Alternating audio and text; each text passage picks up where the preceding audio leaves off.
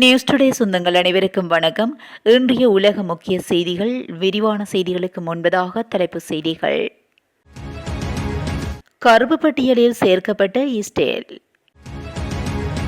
ஸ்வீடனில் போராட்டங்கள். Joe Biden Ukraine அதிபரிடம் பகிரங்கமாக மன்னிப்பு, வெளியான காரணம். கியூபா வெறும் ரஷ்ய போர்க்கப்பல்கள்.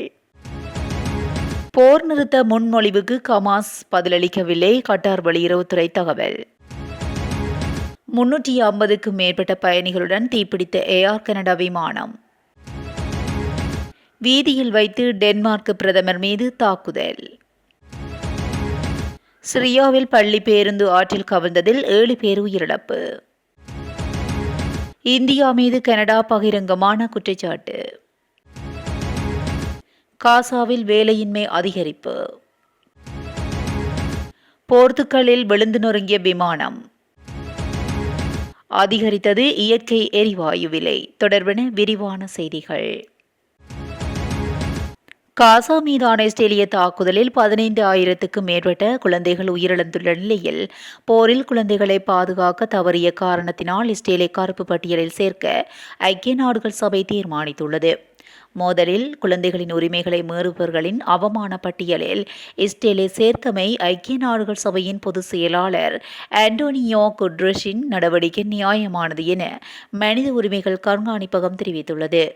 கருப்பு பட்டியலில் சேர்ப்பதற்கான அறிக்கை எதிர்வரும் 18ஆம் தேதி வெளியிடப்பட உள்ளது. எவ்வாறாயினும் கருப்பு பட்டியலில் சேர்ந்திருக்க கூடாது என சர்வதேச மன்னிப்பு சபையின் பொதுச் செயலாளர் ஆக்னெஸ் காலமர் டை மேற்கோள் காட்டி சர்வதேச ஊடகங்கள் செய்தி வெளியிட்டுள்ளன. ஹமாஸின் அபத்தமான கூற்றுக்களை ஏற்றுக்கொண்டு ஐக்கிய நாடுகள் சபை தன்னை வரலாற்றின் கருப்பு பட்டியலில் சேர்த்துள்ளது என இஸ்ரேல் பிரதமர் பெஞ்சமின் நெதன்யாகு தனது எக்ஸ் தளத்தில் பதிவிட்டுள்ளார். இந்த வெட்கக்கேடான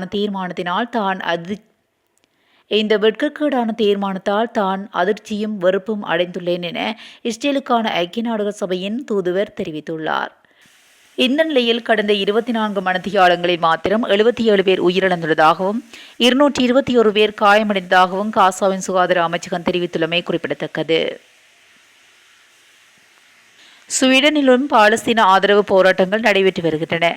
தலைநகர் ஸ்டாக்ஹோமில் இயங்கி வரும் ராயல் பல்கலைக்கழகத்திற்குள் புகுந்த பாலஸ்தீன ஆதரவாளர்கள் அங்குள்ள கட்டிடம் ஒன்றுக்குள் புகுந்து உட்புறமாக தாளிட்டுக் கொண்டனர்.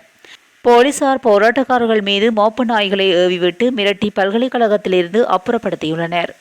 இதேபோல அமெரிக்க பல்கலைக்கழகங்களில் கடந்த மாதம் நடைபெற்ற போராட்டங்களின் போதும் 2000 பேர் கைது செய்யப்பட்டிருந்த நிலையில் பிரான்ஸ், நெதர்லாந்து, சுவிட்சர்லாந்து போன்ற ஐரோப்பிய நாடுகளைத் தொடர்ந்து ஸ்வீடனிலும் பாலஸ்தீன ஆதரவு போராட்டங்கள் முன்னெடுக்கப்பட்டுள்ளமை குறிப்பிடத்தக்கது. உக்ரைன் அதிபரிடம் அமெரிக்க அதிபர் ஜோ பைடன் நேற்றைய தினம் பகிரங்கமாக மன்னிப்பு கோரியுள்ளதாக சர்வதேச ஊடகங்கள் செய்தி வெளியிட்டுள்ளன. விளாடிமிர் ஜெலன்ஸ்கியை பைடன் பாரிஸில் சந்தித்த போதே மன்னிப்பை கோரியதாக தெரிவிக்கப்படுகிறது. அமெரிக்கா ஏற்கனவே உக்ரைனுக்காக அனுமதித்த இராணுவ உதவி இன்னும் உக்ரைனுக்கு அனுப்பப்படாமை தொடர்பிலேயே இந்த மன்னிப்பை கோரியுள்ளதாக குறிப்பிடப்பட்டுள்ளது. உக்ரைனுக்கான $61 பில்லியன் இராணுவ உதவி பொதியை காங்கிரஸில் பழமைவாத குடியரசுக் கட்சியினர் 6 மாத காலமாக நிறுத்தி வைத்துள்ளனர்.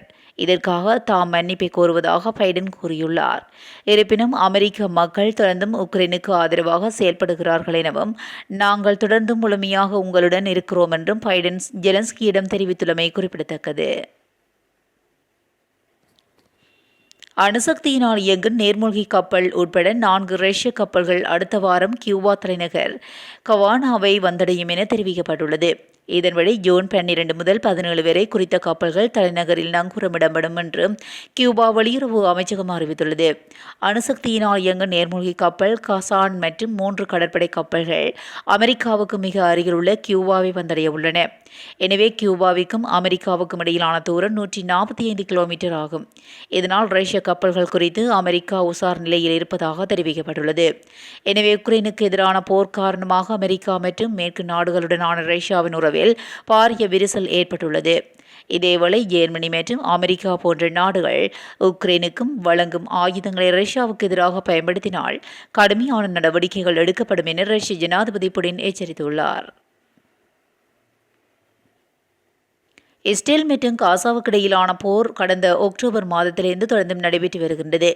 இந்த போரில் 20,000க்கும் அதிகமான உயிரிழப்புகள் ஏற்பட்டுவிட்டன. கூடுதலான பாலஸ்தீன மக்களே கொல்லப்பட்டிருக்கின்றனர். காசா பகுதியில் அதிகளவு குழந்தைகள், சிறுவர்கள் கொல்லப்பட்டும் காயமடைந்துள்ளனர்.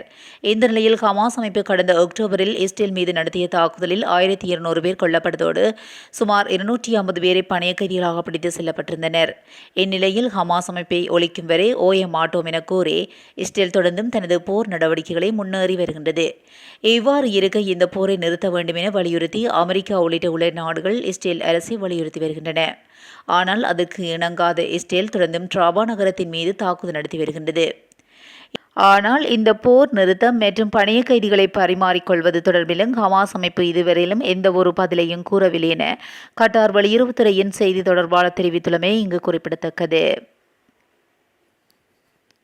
ஏர் கனடாவுக்கு சொந்தமான போயிங் விமானம் புறப்பட்ட சில நிமிடங்களில் தீப்பிடித்து எரிந்த திகிலூட்டும் காட்சிகள் வெளியாகியுள்ளன. விமானம் புறப்பட்ட சில நிமிடங்களில் வலதுபக்க இயந்திரத்தில் தீப்பிடித்துள்ளது. எனினும் இந்த சம்பவத்தில் யாருக்கும் காயம் ஏற்படவில்லை என தெரிவிக்கப்பட்டுள்ளது. புதன்கிழமை இரவு டொரண்டோ பியர்சன் விமான நிலையத்திலிருந்து பாரிஸ் செல்லும் வழியிலேயே விமானம் புறப்பட்டு 30 நிமிடங்களுக்கு பிறகு இந்த பயங்கரமான சம்பவம் நிகழ்ந்துள்ளது. விமானத்தில் இருந்த ஊழியர்கள் அல்லது 389 பயணிகளுக்கு காயம் ஏற்படவில்லை என்றும் விமான ஊழியர்கள் விமானத்தை பத்திரமாக பாதுகாப்பாகவும் தரையிறக்கியதாக தெரிவிக்கப்பட்டுள்ளது. இயந்திரத்தில் ஏற்பட்டுள்ள கோளாறு காரணமாக தீ விபத்து ஏற்பட்டதாக நிறுவனத்தின் பிரதிநிதி ஒருவர் தெரிவித்துள்ளார். டென்மார்க் பிரதமர் மெட்டே பிரடெரிக்சன் மீது ஹொப்பன்ஹேயன் வீதியில் வைத்து நபரொருவர் தாக்குதலை மேற்கொண்டுள்ளார். நகரத்தின் சதுக்கத்தில் நபரொருவர் பிரதமரை நோக்கி சென்று அவர் மீது தாக்குதலை மேற்கொண்டார் என பிரதமர் அலுவலகம் தெரிவித்துள்ளது. தாக்குதலுக்கான காரணம் குறித்து எந்த தகவலும் வெளியாகாத நிலையில் தாக்குதலை மேற்கொண்டவர் கைது செய்யப்பட்டுள்ளார். ஐரோப்பாவில் நாம் நம்புகின்ற குரல் கொடுக்கின்ற அனைத்துக்கும் எதிரான இழிவான செயல் இதுவென ஐரோப்பிய ஒன்றிய ஆணையாளர் உர்சுலா வாண்டெர் லேயன் தெரிவித்துள்ளார். அதேவேளை இந்த சம்பவத்தினால் பிரதமர் அதிர்ச்சி அடைந்துள்ளார் என பிரதமர் அலுவலகம் தெரிவித்துள்ளது. எதிர்த்திசையிலிருந்து வந்த முதுகில் பிடித்து பிரதமரை தள்ளினார் எனவும் அவர் விழுந்தார் எனவும் சம்பவத்தை நேரில் பார்த்தவர்கள் தெரிவித்துள்ளனர். இதேவேளை டென்மார்க் ஐரோப்பிய தேர்தல்களில் வாக்களிப்பதற்கு சில தினங்களுக்கு முன்னர் இந்த சம்பவம் நிகழ்ந்துள்ளமை குறிப்பிடத்தக்கது. வடமேற்கு சிரியாவில் உள்ள தர்குஸ் நகருக்கு அருகே பள்ளி பேருந்து விபத்துக்குள்ளானதில் 7 பேர் உயிரிழந்துள்ளதுடன் குழந்தைகள் உட்பட 20 பேர் காயங்களுடன் மீட்கப்பட்டனர். ஆதரவு அற்றோர்கள் பள்ளியிலிருந்து மாணவர்கள் மற்றும் சில ஆசிரியர்களை ஏற்றி சென்ற பேருந்து நேற்று கட்டுப்பாட்டை இழந்து விபத்துக்குள்ளாகியுள்ளது. ஓராண்டஸ் ஆற்றங்கரை வழியாக மலைப்பாதையை சென்று கொண்டிருந்த போது திடீரென ஓட்டுநரின் கட்டுப்பாட்டை இழந்து சாலையை விட்டு விலகி பள்ளத்தாக்கில் உள்ள ஆற்றில் விழுந்துள்ளது. விபத்து குறித்து தகவல் கிடைத்ததும் மீட்புக் குழுவினர் சம்பவ இடத்துக்கு விரைந்து வந்து மீட்புப் பணியில் ஈடுபட்டனர். மலைக்குன்றின் ஓரம் மற்றும் ஆற்றில் மீட்புக் குழுக்கள் சுமார் 6 மணி நேரம் தேடி வருவதாக உள்ளூர் சிவில் பாதுகாப்பு தெரிவித்துள்ளது. பேருந்து சாலையை விட்டு விலகியமைக்கான காரணம் இதுவரையும் தெரியவராத நாள் மேலதிக விசாரணைகளை அதிகாரிகள் நடத்தி வருகின்றனர். கனடாவுக்கும் அச்சுறுத்தலை ஏற்படுத்தும் 2வது நாடு இந்தியா என கனடா தரப்பில் வெளியிடப்பட்டுள்ள அறிக்கை ஒன்றில் குறிப்பிடப்பட்டுள்ளது. கனடாவின் பல்வேறு கட்சிகளை சேர்ந்த நாடாளுமன்ற உறுப்பினர்கள், செனட்டர்கள் அடங்கிய தேசிய பாதுகாப்பு மற்றும் உளவு அமைப்பு வெளியிட்டுள்ள அறிக்கை ஒன்றில் இந்தியா மீது இந்த குற்றச்சாட்டு முன்வைக்கப்பட்டுள்ளதாக நாட்டு ஊடகங்கள் செய்தி வெளியிட்டுள்ளன. கனடாவின் ஜனநாயக நடைமுறைகள் மற்றும் நிறுவனங்களில் தலையிடுதல், கனடிய அரசியல்வாதிகளின் அடிப்படையிலான இந்தியா கனடிய கலாச்சார சமுதாயங்களை குறிவைத்தல் ஆகிய விடயங்கள் மூலமாக இந்தியா இந்த செயல்களை செய்வதாக அந்த அறிக்கை தெரிவித்துள்ளது. இந்நிலையில் கனடாவின் ஜனநாயக நடைமுறைகள் மற்றும் நிறுவனங்களை தலையிடுவதன் மூலமாக இந்தியா கனடாவின் ஜனநாயகத்துக்கு அச்சுறுத்தலை ஏற்படுத்தும் 2வது நாடாக மாறியுள்ளது என அந்த அறிக்கையை அறிவித்துள்ளது. கனடிய ஜனநாயகத்தின் முதல் அச்சுறுத்தலாக சீனா விளங்குவதாக தெரிவித்துள்ள அந்த அறிக்கை 2வது இடத்தில் முன்பு ரஷ்யா இருந்த நிலையில் தற்பொழுது இந்த இடத்தை இந்தியா பிடித்துள்ளதாக தெரிவித்துள்ளது. இதற்கு இடையில் இந்த அறிக்கைக்கு இந்தியா தரப்பிலிருந்து இதுவரை எந்த பதிலும் கொடுக்கப்படவில்லை என்பதும் இங்கு குறிப்பிடத்தக்கது.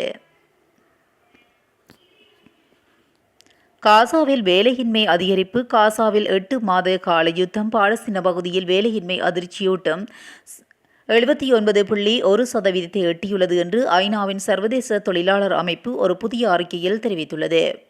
இந்த எண்ணிக்கை பாலஸ்தீன மாநிலத்தில் சராசரி வேலையின்மையை 50.8% கொண்டு வருகிறது. மேற்கு கரையிலும் வேலையின்மை 32% உயர்ந்துள்ளது. கூடுதலாக காசா பகுதியின் மொத்த உள்நாட்டு உற்பத்தியானது கடந்த 8 மாதங்களில் வியக்க வைக்கும் 83.5%, மேற்கு கரையில் 22.7% சுருங்கியுள்ளது.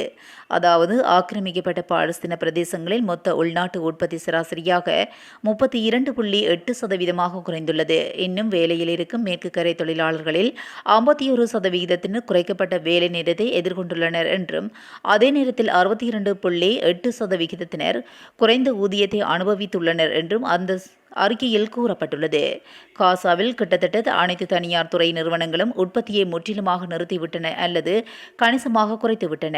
எனவே பாலஸ்தீனிய பகுதிகள் போரின் முதல் 4 மாதங்களில் $19 மில்லியனுக்கும் சமமான தினசரி தனியார் துறை உற்பத்தி இழப்பை சந்தித்துள்ளமை இங்கு குறிப்பிடத்தக்கது. போர்த்துகல் நாட்டில் இலகுரக விமானம் ஒன்று திடீரென விழுந்து நொறுங்கியுள்ளது. இந்த விமான விபத்தில் விமானிகள் உள்ளிட்ட 2 படுகாயமடைந்துள்ளதாக போர்த்துகல் செய்திகள் தெரிவிக்கின்றன.